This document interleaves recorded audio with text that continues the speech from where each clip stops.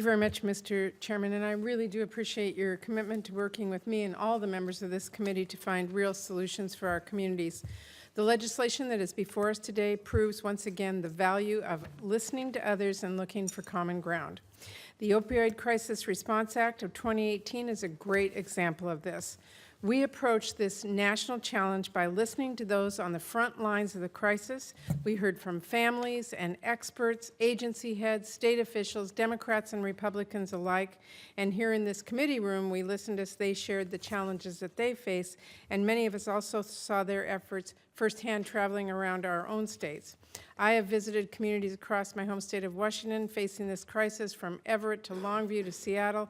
I have heard from nurses, principals, children, parents who are impacted by the scourge of opioid addiction. And I know every one of us on this committee have had similar experiences. And as we listened and learned, we looked for solutions, and we found quite a few, over 40 in fact. And as we prepare to vote on this important legislation today, I want to thank Chairman Alexander for working with us to approach this in a bipartisan manner. I really want to thank everyone who helped with this individually. There are many of you who offered your efforts, ideas, and expertise, but I'm worried that thanking everyone by name would take too long.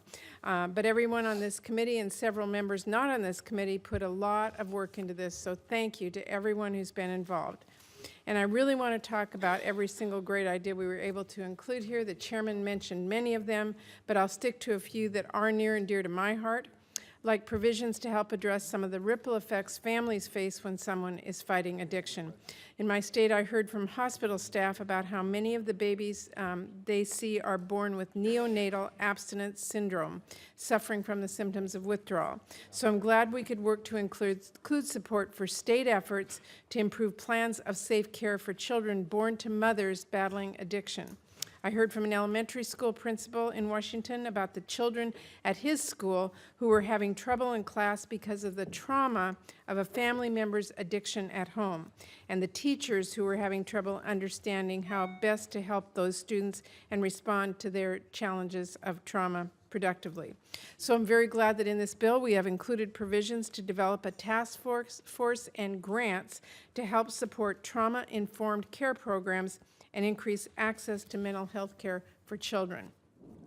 We were also able to take important steps in this bill to tackle prevention and help families avoid the tragedy of addiction, like flexibility for the National Institutes of Health to deepen our understanding of how to tackle this crisis, and support for state efforts to improve prescription drug monitoring programs and the way that they can use data. Those are just a few of the many ideas we were able to agree on in this legislation. This bill isn't just a single step to address the opioid crisis. It is many important steps.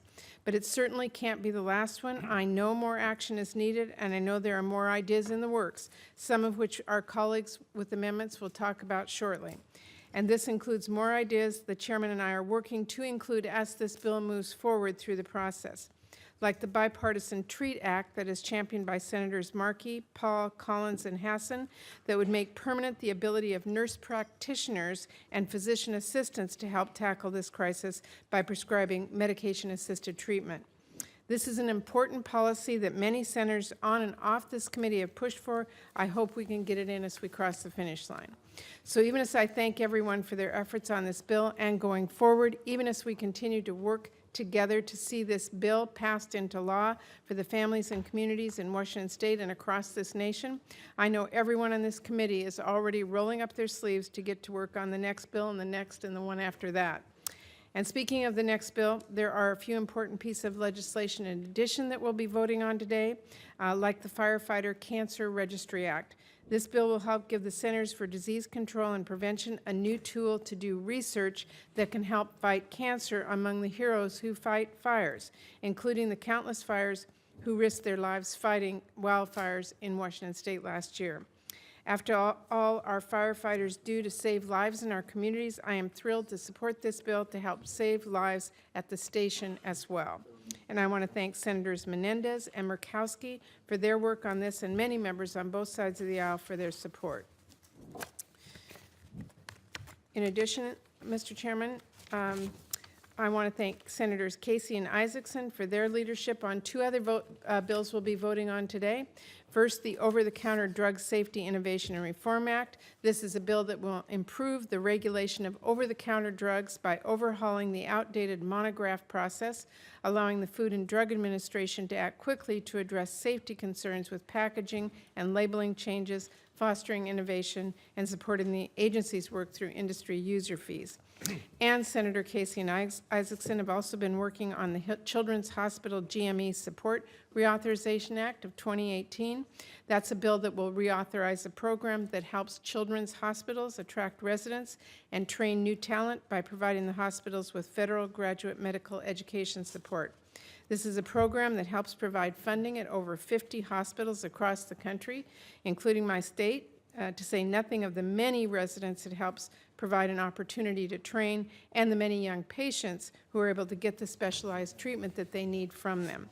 I look forward to supporting all the bills before us today as this committee continues to show what sort of progress is possible when you bring everyone, including families, to the table and leave partisanship at the door. I also want to take a moment to acknowledge the important work happening in this committee to look for steps to address maternal mortality. It is absolutely unacceptable that in the United States of America in the 21st century, maternal mortality rates are increasing, and increasing at higher rates for women of color. So I'm glad to know that we have members on both sides of the aisle who understand how important this is for families across the country, and that we've agreed to keep working on a bill that's championed by Senators Heitkamp and Capito for markup next month. And I'm hopeful we'll continue to work together to move forward on steps to respond to this crisis in the future. So thank you very much, Mr. Chairman.